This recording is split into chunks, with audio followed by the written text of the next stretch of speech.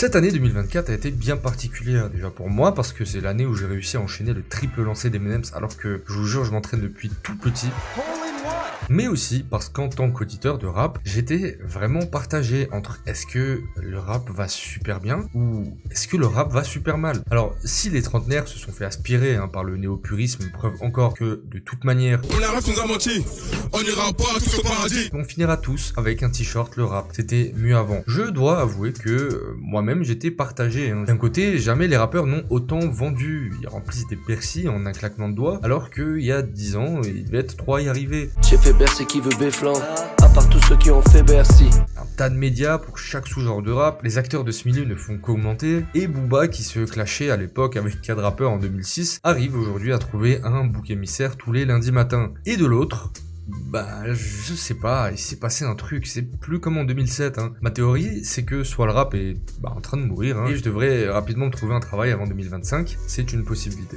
Soit on est juste dans une période un peu creuse où nos stars des années fin 2010 sont en train un peu de se fatiguer et la génération underground qui arrive est encore un poil jeune pour sortir des classiques, même si Oxmo Puccino a sorti Opera Puccino à 23 ans, c'est la 10e fois que je le dis sur cette chaîne. Du coup, comme il est de coutume, chaque année sur cette chaîne, je vous ai préparé mon top 10 de mes projets rap français préférés et à chaque année j'arrive en retard. J'étais assez surpris de ma sélection cette année qui est full underground quasiment. Voici donc les 10 projets de rap qui m'ont le plus marqué cette année.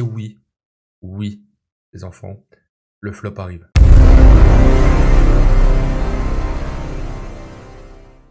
L'IA vivra plus que toi, tu verras. Attention, la bête est libérable. Attention, la bête. Chauffe du gratte-ciel, ils sont sous la table, sale pute.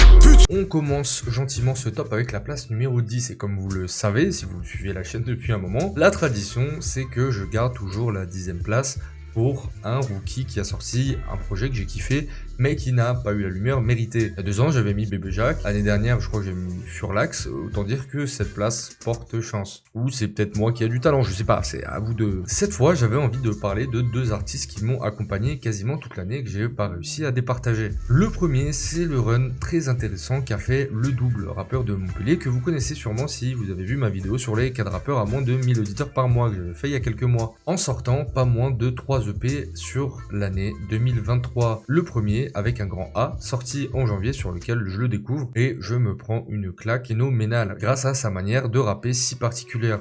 Ressens ce que je ressens, pour faire 2000 faut des sons. J'augmente niveau des sons, une équipe staff faut que des sons. Trap, ta contact, faut que ta hype, ta compète. Le temps qu'on pète, j'ai bien écrire, j'ai mieux compter. Suivi ensuite de Motherload, tout aussi excellent.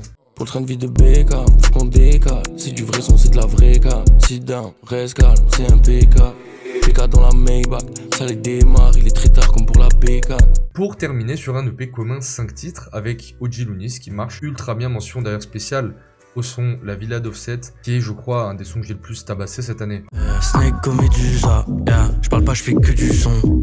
Les drugs c'est l'abusa, finis par dormir dans les buissons. Dans la city y'a des bruissons, ramène tes ainsi il découpe sale.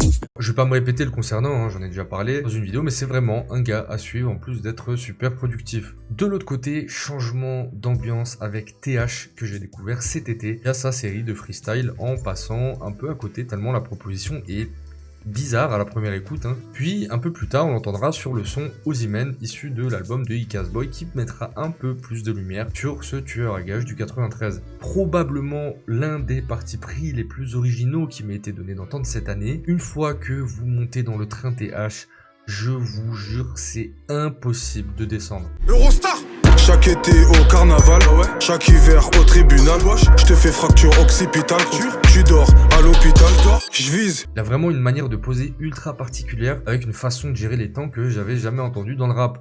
Comme s'il exorcisait ses auditeurs. Ce qui donne à absolument tous ces sons un aspect hypnotique et macabre. Ça parle de drogue, de timbre et de violence. Tout ce que j'aime pour être transparent avec vous. Mais avec un style qui fait super plaisir à entendre. Son écriture est ouf. Au premier abord, on dirait qu'il rappe un peu aléatoirement. Mais à force, je me rends compte qu'il a une écriture vraiment spéciale. Ses phases pénètrent mon cortex cérébral au plus profond de ma tête. À tel point que des fois, je suis en train de marcher et j'ai des phases de lui qui pop dans mon cerveau à des moments random. Bref, pour moi, c'est la révélation de l'année 2023 et certainement l'un des nouveaux dont on risque d'entendre parler le plus en 2024. Du faux autour des méritants, je me suis fait avoir en beauté, je dépense ma peine chez Bottega, des heures de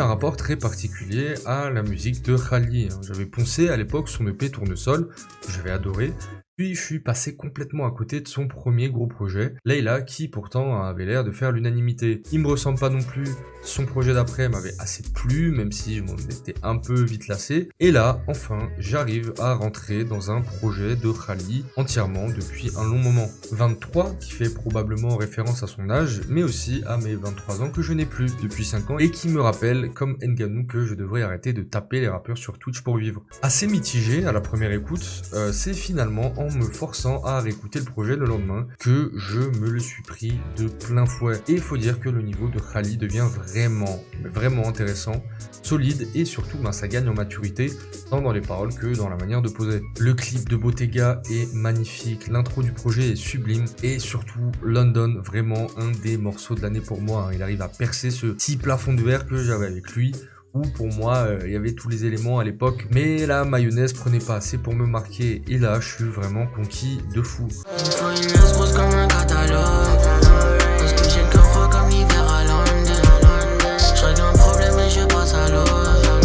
Le emo R&B le plus tristoun de la nouvelle génération tient une proposition vraiment solide qui me donne envie de voir ce qu'il a proposé sur un format plus long. Baby, mets les grands phares, je veux voir leur visage quand ils passeront sous mes roues. Vrai bandit, j'incendie la zone où tu crois être safe et je m'étendrai tous les jours.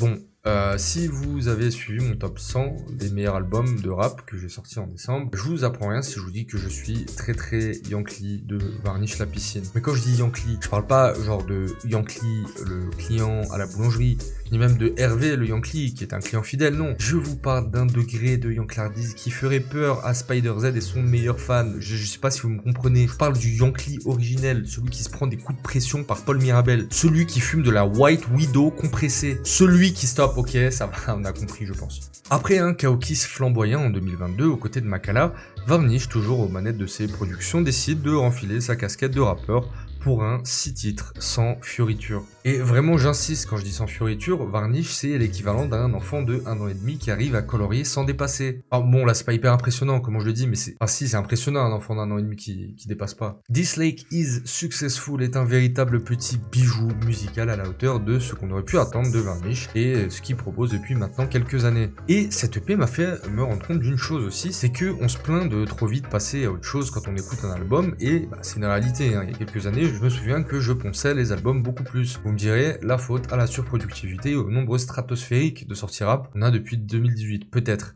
Mais c'est aussi parce que quand t'apportes de l'épaisseur à tes morceaux, des compositions un tant soit peu complexes, sans vouloir faire le bobo musicos à 2 balles, tu te retrouves avec un produit un peu bio que t'arrives à écouter sur la durée. Et j'ai pas mis l'EP dans le top 3 parce que je trouve qu'il est un peu court, mais je pense que c'est probablement le projet que j'ai le plus écouté de l'année sans jamais qu'il me lasse en mode projet usage unique. Ça m'arrive souvent de me réveiller le matin avec Nubian Farlow ou Ceviche. Pas des mots, Weston Flex dans mon élément.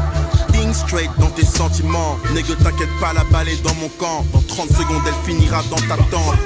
Et c'est beau, c'est élégant. Voilà, c'est ça le terme. Varnish, il fait de la musique élégante.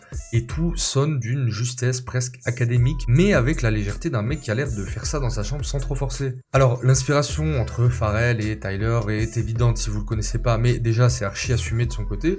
Et croyez-moi, Pharrell c'est vraiment un tel génie que réussir à lui ressembler au point qu'on te compare à lui, c'est déjà un exploit en soi.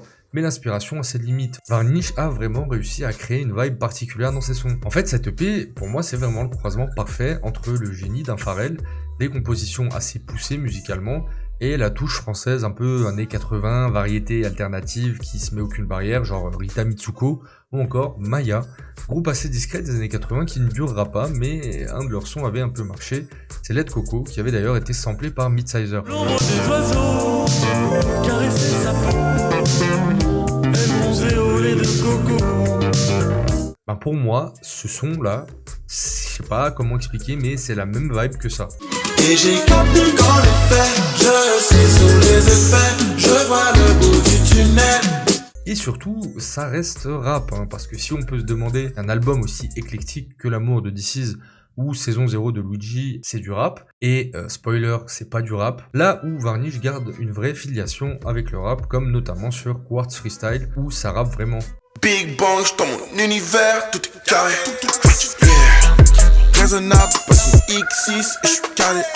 Nathan Barbier qui a fait une vidéo très intéressante sur le manque d'ambition dans le rap français et pourquoi depuis peu on est face à des albums qui remplissent juste des cahiers des charges sans se fouler, et je le rejoins totalement sur ce point. Par contre, s'il existe bon nombre de contre-exemples, This Lake is Successful de Varnish La Piscine en est un parfait. C'est vraiment designé pour être ambitieux, que ce soit dans le parti pris musical qui comme d'habitude avec Makala et Varnish sont en dehors des clous, mais aussi dans la mini-série par exemple qui a été diffusée sur YouTube, mêlant l'absurde et une esthétique à la Wes Anderson, série qui n'a absolument aucun sens et j'ai surkiffé. L'EP signe surtout l'arrivée de Varnish au sein du label Headbanger, ce qui n'est pas rien, hein. Et en plus il a été aperçu dans les mains de Pharrell Williams, une validation à la fois logique quand on sait que les Américains ont mis les Suisses sur écoute depuis un moment, comme disait Makala, mais assez lunaire tout de même.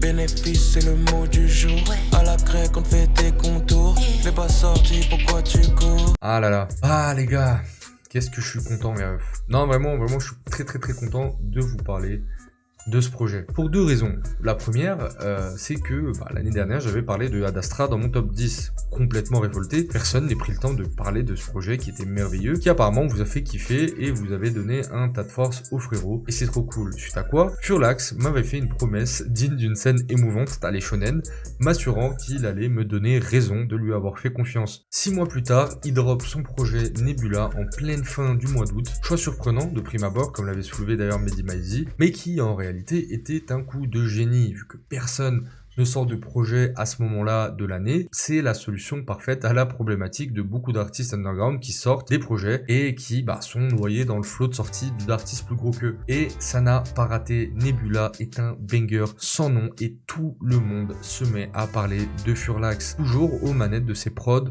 auto-qualifiés par Furlax de Jazzwave, qui remettent au goût du jour les compos saxophones qu'on a l'habitude d'entendre sur des prods de boom bap des années 90, mais qui là épousent parfaitement la 808 de ces prods ultra fraîches. Le code Bushido, j'avais les frissons à la première écoute. Hustler Ambition, Sativa avec ses influences Amapiano et surtout Kitoko, qui sera un petit hit de l'underground et qui tournera partout, faisant tourner les têtes d'un coup vers Furlax, tellement c'était singulier comme proposition. Paire de Air Force Jogging Croco.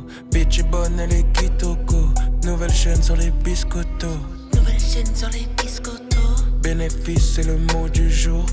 D'ailleurs, quelle ne fut pas ma surprise, je le savais pas, quand j'ai découvert que Furlax avait samplé l'extrait de la vidéo où je parlais de Ad Astra l'année dernière sur l'interlude. Chaque track, tout est vraiment très bien travaillé. On sent le travail, on sent Furlax frérot, je sens la sueur sur cet album. Quand j'écoute, ça sent la sueur, donc vraiment c'est génial. La boucle est bouclée. Bref, le Fur maîtrise totalement son truc, encore une preuve que les rappeurs qui font leur propre prod, ça amène une précision inégalée dans le mariage entre l'instru et le flow. Un artiste qui a une flamme en lui qui ne s'éteint pas et qui est clairement, mais alors clairement pas prêt d'avoir fini de nous surprendre. Par contre, avant de passer à l'album suivant, il y a un défaut sur le projet, c'est un sentiment assez personnel, hein, c'est moi, mais on est en 2024 et j'ai toujours pas reçu mes droits SACM, semble de ma voix sur l'interlude, mais vas-y bref, tranquille, on là. Sali, bafoué, c'est le chétan et sa drôle de danse. Jeu de rime, banger, je me dis que je me focus là-dedans. Trop de mission, pas de temps, et la mif, pas de news. L'un des albums que j'attendais le plus, annoncé en fin d'année comme à son habitude après sorti il y a déjà 2 ans, qui était pour moi le projet de la nouvelle génération, tellement je me suis jamais lassé de ce no-skip. Le jeune génie du rap français sur qui j'avais placé beaucoup d'espoir depuis ses premières mixtapes SoundCloud arrive là où il devait être. À l'instar d'un Lelo en 2019, La Fève, tête de file de la génération appelée à tort New Wave, appellation galvaudée d'ailleurs, pouvait clairement atteindre un tournant sur ce projet. Vite fait convaincu par le single Loyal, j'ai pas kiffé plus que ça. On s'est fait la première écoute sur Twitch de l'album et pour le coup, j'ai vraiment été conquis. On s'écoute RIP Adolphe. RIP Dolph, RIP. J'ai plus été con que conquis, mais comme sur le projet est un véritable travail d'orfèvre, ou plutôt d'orfèvre. Mes parents ont tellement eu raison de m'abandonner à ma naissance. Et le projet, à force de réécoute, gagne vraiment en épaisseur, en durabilité et on a un truc dont j'ai pas tout à fait le terme et que j'ai résumé par ah c'est stylé en fait. Le seul petit défaut qui fait que si je devais choisir, je préfère quand même garder eux, c'est que j'ai jamais été un biberonné excessif de la trappe d'Atlanta des années 2010. Mais pour un public non initié, dont probablement beaucoup de ses auditeurs font partie, c'est un excellent retour aux sources tout en gardant sa patte et sa proposition ultra créative qu'il a depuis toujours. C'est une proposition au parti pris bien prononcé, cohérent, et je pense que ça saura vieillir à sa juste mesure, je pense. Rendez-vous quand même dans 1 ou 2 ans, mais j'exclus vraiment pas que cet album deviendra peut-être iconique, comme l'a pu l'être Her avec le temps. Je me souviens de ce visage d'enfant à l'esprit si sauvage, un voyageur venu d'ailleurs. Tous les ans, on a un rappeur qui arrive avec une proposition tellement affinée musicalement qu'on en arrive à se poser la question si c'est toujours du rap ou si ça sort du rap. L'année dernière c'était L'amour de DC's et cette année c'est évidemment Saison 0 de Luigi qui a marqué les esprits. Alors qu'on soit bien d'accord, oui c'est pas du rap, hein. Du coup pourquoi le mettre dans un top 10 des projets rap, vous allez me dire. J'ai 7% de femmes qui regardent la chaîne, ok, j'ai des obligations marketing. Non, plus sérieusement, j'avais envie de parler de cet album parce que d'une part Luigi vient quand même du rap et les influences se ressentent encore, sans parler de l'écurie Foufoune Palace avec Turi et son projet Papillon Monarque qui font beaucoup de bien à la musique de 2023. Saison 0 est une des propositions musicales les plus intéressantes de l'année 2023, après avoir raidé pour l'excellence de Tristesse Business pendant presque 3 ans, projet suffisamment riche et épais pour se permettre de ne rien sortir pendant un moment. Luigi qui s'était marketé dans le registre du beau gosse expert dans les relations, dont la problématique c'était plus comment soulever ce missile Instagram mannequin chez Dior plutôt que comment soulever une femme au physique peu avantageux et en surpoids quand tu dépasses pas les 40 kg au développé couché comme ça a pu longtemps être le problème d'Orelsan. Tout le monde l'attendait donc sur ce registre dans lequel il n'avait aucune concurrence et à ma grande surprise, il a balayé tout ça d'un revers de la main. Saison 0 de Luigi est la contre-proposition parfaite de Tristesse Business. Ici, pas de Gisèle et son immense boulard entretenu par une discipline de fer. Mais ça parle de tout l'inverse en fait. Comment derrière ce petit beau gosse se cache une construction parfois un peu bancale, nostalgie, enfance, manque de confiance en lui. Luigi nous sert sur un plateau d'argent une photographie de tout ce qui fait de lui ce qu'il est aujourd'hui, dans le bon comme dans le mauvais. Et d'ailleurs, cet album, ça me rappelle à quel point la variété française issue de la pop est vraiment pas intéressante de ouf en ce moment, à part quelques artistes comme Bonnie Banane, et que c'est souvent les artistes issus du rap comme DC's ou Luigi qui arrivent avec des propositions variettes de très très haut niveau. Et on est facile dans la cabine, silence des morts, le bruit des machines. Les prods sont chaudes et réconfortantes, comme si la qualité du mix et les instruments probablement joués en live aidaient Luigi à mieux replonger dans son passé, s'il avait besoin de se réconcilier avec lui-même. Bref, Saison 0 est l'un des plus bels albums de 2023, un genre d'immense note pour trop tard, sonnant comme le préquel d'un des artistes les plus talentueux de sa génération. Moi je suis suisse, ils vont pas m'inviter à la fête. Toi t'es froid du slip, Dieu fasse en sorte que je m'éloigne du vide, que je vois grandir ma descendance. À Skip je suis la new gen, à Skip c'est fini le rap de Tess en France. Bisous à ma mouchka, la daronne, c'est pas comme si ça bougeait. Je rappe dans le noir, ce qui a éteint la louche. Myro, monde libre, pour toujours et à jamais, et surtout Myro, ou l'un des runs les plus stylés de 2023, avec une proposition tonitruante, et je crois que c'est la première fois de ma vie que j'utilise le mot tonitruant. Vous êtes tonitruant vous? Longtemps resté l'un des secrets les mieux gardés du Super Wack avant de se révéler dans son désormais classique passage chez Colors. Myro, c'est simple, il s'est dit 2023 c'est pour moi. Mais pas comme votre pote qui dit ça depuis 2017 et qui passe plus de temps à dire regardez le ciel, ça arrive fort, je vais viser les étoiles, haha, ciel étoile, je suis beaucoup trop fort pour ce rap jeu. Bref, le cuistot Mario, il l'a dit et il l'a fait. Et ça commence en guise d'entrée avec un EP surprise avec Slimka qui a volé le soleil, qui met des gifles sur 3 prods super trap parfaitement huilés. SLI et le MAIR, vos flows to guess ne passeront pas l'hiver. Tu sais très bien que ça bounce, babang 007, license to kill. Vient ensuite le plat de résistance. On est sur une cuisine fusion 5 étoiles sur l'iconique Omar Chapier. Si le rap francophone de 2023 était une cover, ça serait forcément celle-là. Et d'ailleurs, je décerne comme ça, arbitrairement, la meilleure cover de l'année sans concurrence à Omar Chapier. L'EP est un vrai petit bijou de rap qui saura plaire aux jeunes comme aux mecs un peu largués par ce qui se fait en ce moment dans le rap. Et vraiment, nouvelle écriture. J'ai sursauté de ma chaise tellement le niveau était choquant la première fois que je l'ai entendu. My héros, monde libre, pour toujours et à jamais. Moi le fric ça me fait bander comme le boula Julia Chanel. Arrière petit-fils de Bachaï dans le village comme Gargamel. Gros je te raconte pas ma semaine, embrouillé avec des skins. Alors bon, l'EP déjà il commence par un sample de Cherio. Moi j'entends ça, mon cœur il est conquis. Surtout quand on sait que l'extrait est tiré du morceau Je reste underground, qui à l'époque était un immense diss track de Cherio et Ekoué contre IAM qu'ils accusaient de modeler leur rap pour que ça passe en radio. Le fameux débat ancestral qui persiste encore aujourd'hui, mais je trouvais ça très habile de sampler ça au début d'un EP du calibre de Myro. Bref, l'album tire dans le mille, c'est à la fois ultra frais, rempli de bonnes idées qu'on n'entend pas dans le rap et en même temps c'est truffé de références à la culture rap sans que ça fasse forcer. Un EP de seulement 8 titres, mais qui me paraissait beaucoup plus long que ça tellement il est enrichi de plein de petits détails qui donnent vraiment de la gueule au projet. Dans la continuité de l'excellent Rouge Mort, sorti 2 ans avant et qui n'avait malheureusement pas eu la lumière méritée. Myro s'affirme avec cette EP comme l'un des artistes au potentiel gigantesque de la scène émergente. Sans parler que, en plus, en guise de dessert, pour la touche sucrée, quoi de mieux que de déjeuner en paix. Sur l'EP du même nom, entièrement produit par Jean Vasse, qui a l'air d'avoir envie de travailler sa casquette de producteur, qu'il a toujours aimé faire, et qui est pareil toujours aussi excellent. Bref, 3 EP, 3 victoires, il a vraiment bien fait d'avoir refusé la première partie de Michel.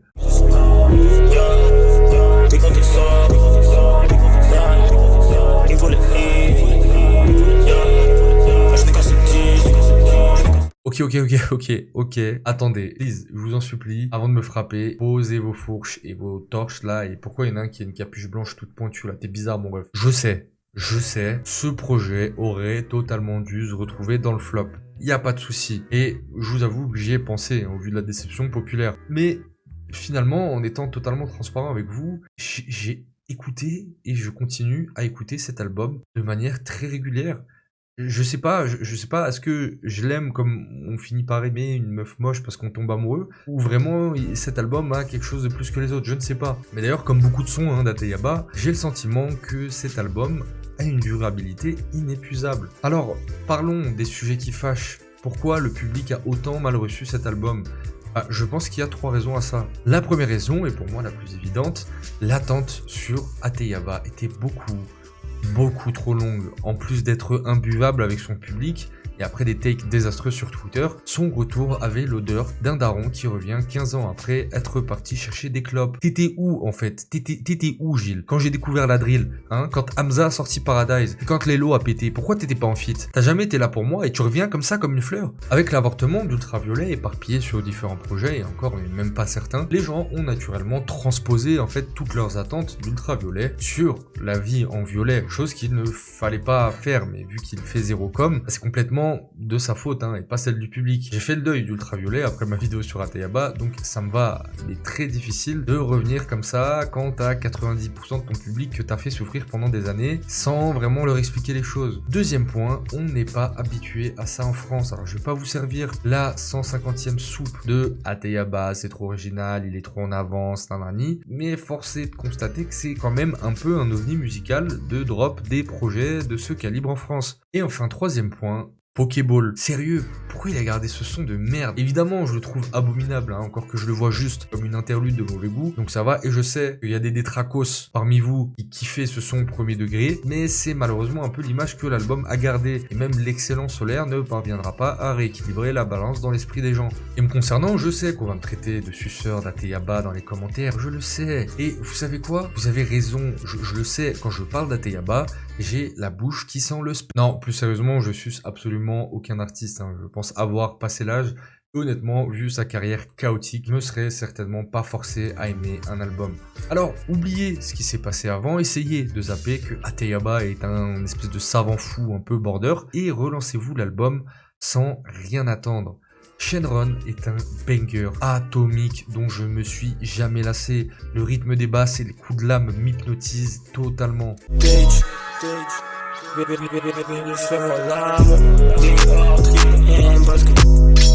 L'enchaînement Deep Web, Crazy Girls, c'est le feu. Quartier, j'ai qu'une hâte, c'est de le mettre sur une enceinte en sirotant mon cocktail dans la piscine en vacances. J'suis en fire, bang bang, sois incroyable, bang bang. J'fais le feat à 25, presque au bled à 25. Laisse ta péjon en l'air. Et le mix, mais arrêtez 2 secondes, les bandeurs de mix, si j'ai envie de vous mettre des revers. Comme le dit Péché, très bonne chaîne YouTube que je vous conseille, dans sa très bonne vidéo, où il explique pourquoi La Vie en Violet n'est pas un si mauvais album que ça. Il dit une chose vraie, l'album est mixé par Anthony Killhofer, producteur et ingé son connu entre autres pour avoir travaillé sur plusieurs albums de Kanye, mais aussi Rihanna, Travis Scott, enfin bref, je pense que le mec connaît un peu son métier. Alors évidemment, vous avez le droit de pas aimer le parti pris, mais Archibald, qui a découvert le rap avec Calf de Damso et qui hurle que le mix est fait avec le cul, moi ça me monte en pression. Après moi perso je suis pas un bandeur de mix, mon album de rap préféré c'est Operation Doomsday de MF Doom et il a été enregistré dans une cave, c'est atroce, le mix est calamiteux. Cet album est cool, genre il est cool, peut-être qu'il a des défauts, mais il est cool comme Karim Debache dit que Jean-Claude Van Damme est cool quand il le défend. Pas parce que je viens de dire 1 million de mots de musicos de merde pour justifier, ce qui dans tous les cas va ressembler à un passage à tabac virtuel sur moi pour avoir osé mettre Ateyaba 3ème d'un top 10 de 2023, ni parce que je suis un gros fan d'Ateyaba, mais juste parce que quand je mets Angélique dans ma voiture, je me sens trop bien et j'ai envie de bombarder comme un beauf. Tu sais que la tasse est photogénique, you know, je la frappe et je la renvoie comme au tennis, you know, que Dieu la guide, que Dieu la bénisse. Mes seuls skips, en plus de l'horrible Pokéball, c'est Hank N-Word que j'ai jamais réussi à kiffer, et même Cookies, je le trouve deep de fou à la réécoute. Bref, l'univers Japon, Kawaii, Pierre Bournesque est parfaitement cohérent tout le long. En termes d'écriture, je peux comprendre la frustration de certains, c'est moins dense que les morceaux d'Ateyaba en 2015, mais on retrouve toujours les sujets phares d'Ateyaba, à savoir le cul, les meufs, la weed et ses cousins du bled qui comptent sur lui. J'fais le feat à 25, presque au bled à 25. D'ailleurs, Ateyaba est habitué depuis la nuit des temps à ce qu'on lui chie à la gueule à chaque sortie avant que les gens finissent par retourner à leur veste. Et à vrai dire, je ne pense pas que sur cet album, toute la France va retourner sa veste. J'admets, c'est pas non plus le meilleur album d'Ateyaba dans sa discographie, mais il en reste pas moins excellent à mon sens et j'apprécie honnêtement le côté qu'il a de chier de la musique pour moi et pas pour les autres. Bref, si vous êtes passé à côté en trouvant l'album ridiculement mauvais, je peux comprendre, j'étais pas 100% emballé moi aussi à la première écoute. S'il y a bien un album en 2023 qui mérite qu'on le réécoute et qu'on lui laisse sa chance, c'est bien celui-ci. Y'a le logique, y'a même le ouf, on t'emmène à même le hood. Quand on a une angine, on tient à peine debout. On dit qu'il n'y a rien qu'on perd des proches, qu'on a des galères de ouf. Teasé à la rentrée avec le sublime, que dis-je, le plus beau son que l'année 2023 nous ait offert après l'interminable soupir qu'a probablement dû faire Millésime K en visionnant mon top 10 au début de l'année. Je parle bien sûr de Ina des Clubs. Je suis le fruit d'une fracture, le fruit du grabuge. Je suis le fruit d'un bourbier, le fruit d'une bavure. Le fruit d'un ouvrier, le fruit d'une rature. J'ai attendu 30 balais pour devenir mature. Ils oublient que j'ai des mauvais penchants, mauvais en sport et en chant. De Ina des Clubs. J'avais complètement fumé le titre en me disant que si tout l'album était de ce calibre, on tenait un potentiel classique et j'ai clairement pas été déçu. Bitume Caviar ou quand les techniciens ont des choses à dire, absolument tout fonctionne sur ce projet. Le duo Limsa-Isha, on n'a pas vu ça depuis CR7 et Karim Benzema. Ça se voit, je fais des rêves timides en foot parce que je connais pas trop. D'un côté, Limsa qui porte que trop bien sa casquette du mec un peu gaulerie de quartier, un peu vif d'esprit et vanneur, avec ses tournures de phrases toujours bien trouvées. Et ce truc d'ailleurs que je kiffe, c'est lui de répéter souvent la même phrase mais avec un double sens. À 15 piges on m'a mis dehors, j'avais rien fait pour mériter ça. J'ai la meilleure grand-mère du monde, j'ai rien fait pour mériter ça. Quand je repense à quand j'étais enfant, j'ai la haine de ce que je suis devenu. Quand je pense à ce que j'aurais pu devenir, je suis content de ce que je suis devenu. Et de l'autre côté, Isha, plus dark Sasuke, introverti, un peu le BG timide de la street, qui n'arrive à dire le fond de sa pensée que sur des prods luxueuses. Et cet album, paradoxalement, il m'a rendu à la fois extrêmement triste et heureux. Triste parce que les deux arrivent à mettre le doigt de manière assez précise sur le spleen, sans jamais prononcer le mot, et les prods ont une teinte de mélancolie qui me touche beaucoup. Et heureux parce que moi, qui ai une affection particulière pour le rap, qui rappe, je suis assez fréquemment frustré que les albums les plus marquants ces derniers temps, c'est beaucoup moins rappé et que pour avoir ma dose de rap pure à 99,9%, je suis obligé d'attendre que Gon sorte un nouvel épisode. Elle sourit là, c'est tout à l'heure elle sourit pas, là elle sourit, elle sent qu'elle vient de cramer un micro là. C'est vraiment la tristesse de rue, comme si le rap les avait sortis du quartier, mais que dans leur tête, ils étaient encore. Cet album nous crie à chaque mesure que Isha et Limsa sont le produit de leur environnement dans le meilleur comme dans le pire, sans jamais dire si c'est bien ou mal. Rien n'est laissé au hasard ou est là pour faire du remplissage de texte ou de rime. Le soin apporté au projet est fou et plus je l'écoute et plus ça je m'en rends compte. Les refrains sont tous exceptionnels, hein. D'ailleurs mention spéciale à Jimmy Fallon. Tous mes petits frères coffrent et bibi de la drogue, ils en ont rien à foutre de Jimmy Fallon. Ils connaissent Kodob et Willy Lalop, ils disent qu'ils donnent la mort à celui qui carotte. Ce que je préfère c'est une femme, c'est ses lèvres. J'aime leur bouche, galoche, même les salopes. Bref, c'est l'album de rap que tout le monde attendait. Ce projet, c'est une pure réussite. Il pue le barbecue au quartier en pleine canicule pendant que t'envoies les typeux chercher des canettes fraîches et que le petit revient finalement complètement paniqué sans les canettes parce qu'il a rencontré le fantôme du général Pétain. Il lui a dit ouais, au lieu d'acheter des canettes pour les grands du quartier, tu ferais mieux de prendre un nom français. Je sais pas si vous me comprenez. Vous me comprenez, hein? Quand la vie ne t'en donne pas la force, où le bonheur elle stipule jamais.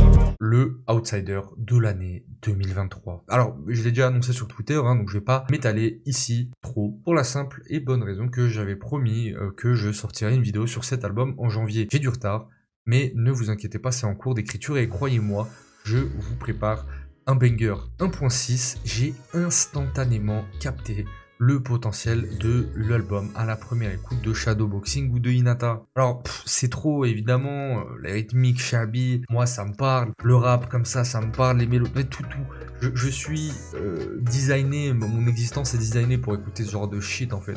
Donc évidemment que je le mets numéro 1, c'est suffisamment frais et nouveau pour que les gens kiffent, et en même temps assez accessible musicalement. Khalil le prod qui a trouvé une recette de génie en mélangeant les rythmiques du shabby marocain, les mélos de Tiff tapent dans le mille, l'album est trop bien dosé. Mais là où 1.6 aurait pu être juste un excellent album de ce début d'année 2023, la flamme de cet album va être vivifiée par l'une des idées les mieux foutues de toute cette année rap, la version live de 1.6 s'il vous plaît. Ma conscience fait des sparring, l'impression d'être dans un ring. Faut que je pense à réclamer le loyer au démon. Sans bibi la porte savant, je suis plus la même drogue qu'avant. Alors en plus de permettre à l'album de gagner un second souffle et de perdurer toute l'année, chose assez rare aujourd'hui dans une année où on a oublié l'album de Freeze 4 jours après alors qu'il a été quand même assez cool, la version live a été un véritable antidépresseur pour un tas de gens, particulièrement les derniers mois de l'année, avec ce sentiment étouffant qu'on a un peu tous eu,